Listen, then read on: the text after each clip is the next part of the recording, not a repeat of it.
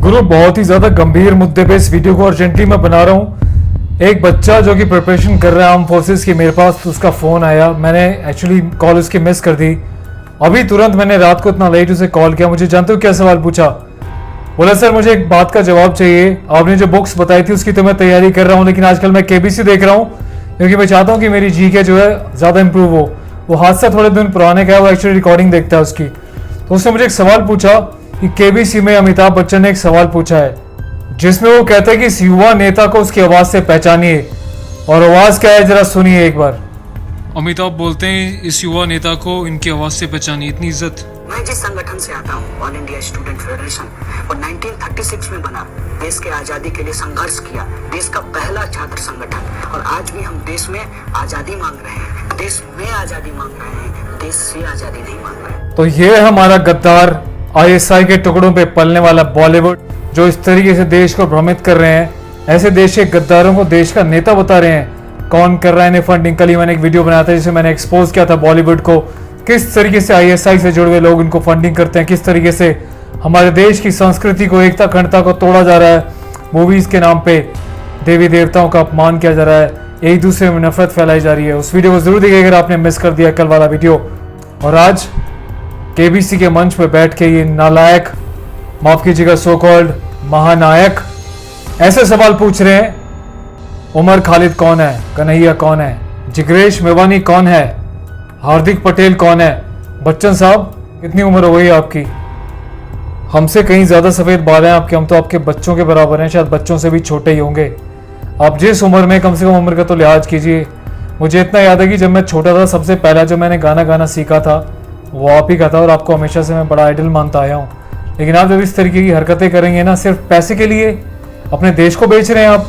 कभी आप छत्रपति शिवाजी महाराज के बारे में गलत टिप्पणी करते हैं, कभी आप सोनाक्षी जैसे लोगों को अपने शो में बुला के हनुमान जी के, सीता मैया के बारे में, राम जी के बारे में अभद्र भाषा का प्रयोग करवाते हैं, गलत तरीके से उनको बुलवाते हैं। सोनाक्षी से सवाल पूछते हैं कि हनुमान जी में से किसके लिए संजीवनी बूटी लाए थे, और उसके ऊपर मजाक शुरू हो जाता है। मतलब ये कौन सा तरीका है? कौन आप लोगों को इतनी फंडिंग करता है? कौन पैसे देता है? सरकार को एक जांच बिठानी चाहिए आप जैसे लोगों के लिए, जो बॉलीवुड की आड़ में, इन बड़े बड़े टीवी शोज की आड़ में देश को तोड़ रहे हैं, देश में एक नफरत और आक्रोश पैदा कर रहे हैं। आप लोगों ने साल दर साल युवा पीढ़ी को इतना अपने घेरे में ले लिया है कि वो समझ ही नहीं पाएंगे कि हो क्या रहा है। वो तो हम जैसे अड़िए लोग हैं ना, जो आप जैसे लोगों को एक्सपोज करने में 1 मिनट नहीं लगाते। तो युवा पीढ़ी समझ जाओ ऐसे लोगों को कि ये लोग क्या कर रहे हैं देश के साथ। अब जरा एक एक करके इनके खुलासे भी बता दूं, इनके नेताओं के, जिनको नेता बता रहे हो, उन नेताओं की एक्चुअल में औकात क्या है। उमर खालिद अभी पुलिस हिरासत में है, 14 दिन के रिमांड पे है दिल्ली पुलिस के द्वारा। जानते हैं किस मामले में? दिल्ली में दंगे फैलाने के आरोप में, जहां 50 से ज्यादा लोगों की जान गई थी। उनके मास्टरमाइंड्स की गिनती में सबसे बड़ा आरोपी है, जिसे पुलिस हिरासत में लेके कार्रवाई कर रही है। ऐसे लोग नेता हैं? क्या सिखा रहे हो आप देश के युवाओं को इतने बड़े टीवी चैनल शो पे बैठ के?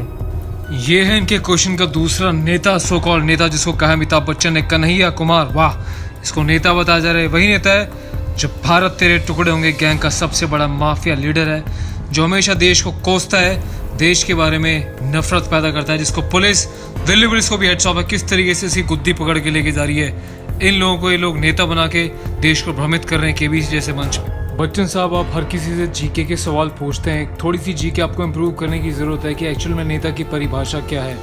ये लोग जिनकी ज़मानत भी जब्त हो जाती है, जो देश को भड़का रहे हैं, आप ऐसे लोगों को नेता बना के नेता वाले शब्द की भी तौहीन कर रहे हैं। ये है 1 नंबर का। ये है अमिताभ बच्चन द्वारा बताया गया तीसरा एक और नेता, जिसका नाम है जिग्नेश मेवानी। वाह, ये जो है देश के प्रधानमंत्री को कहता है कि सबसे बड़ा एक्टर का अवार्ड इनको मिलना चाहिए। अब बात कर लेते हैं केबीसी के महानायक द्वारा बताए गए महान नेता के बारे में। चौथा नेता जिनको पता है इन्होंने, हार्दिक पटेल, जो काफ़ी इनका मामला मशहूर रहा था एक होटल में एक जवान लड़की के साथ सीडी के नाते। तो केबीसी के महानायक साहब, आप क्या कर रहे हैं? देश को क्या सिखा रहे हैं? जो बत्ती बुझा बुझा के देश को अंधकार में डाल रहे हैं, उनको आप महानायक, महानेता बता रहे हैं। क्या सोच लेके बैठे हैं आप? कभी राजगुरु सुखदेव, चंद्रशेखर आज़ाद, महाराणा प्रताप, छत्रपति शिवाजी महाराज जैसे शूरवीरों के बारे में बोल लिया करो, लेकिन आप लोग कहाँ बोलोगे? आपको फंडिंग उस बात की थोड़ी होती है। दोस्तों, मैं एक बार आपको फिर से याद दिला दूं, boycott this Bollywood and these kind of TV shows जो देश की एकता, अखंडता, सभ्यता को तोड़ रहे हैं, बर्बाद कर रहे हैं, चाहे वो बिग बॉस जैसे लोग हों या केबीसी जैसे लोग हों या फिर कोई भी XYZ हो, जैसा कि कल के वीडियो में मैंने जिक्र किया है। तो ऐसे लोगों को बाइकआउट करो और यूथ जीके इंप्रूव करने के लिए एक्चुअल की बुक्स पढ़े, जाए अच्छी बुक्स को सर्च करे, अपनी जनरल नॉलेज को इम्प्रूव करे, बजाय ऐसी घटिया चीज़ों को सुन के देख के अपनी जानकारी को गलत करने के। वीडियो को ज़्यादा से ज़्यादा शेयर कीजिएगा, युवाओं तक घर घर तक पहुँचाएगा, केबीसी से ज़्यादा इस वीडियो को पहुँचाएगा। Thank you so much. You are watching your own channel Royal Soldier on YouTube, channel for justice. Take care of yourself.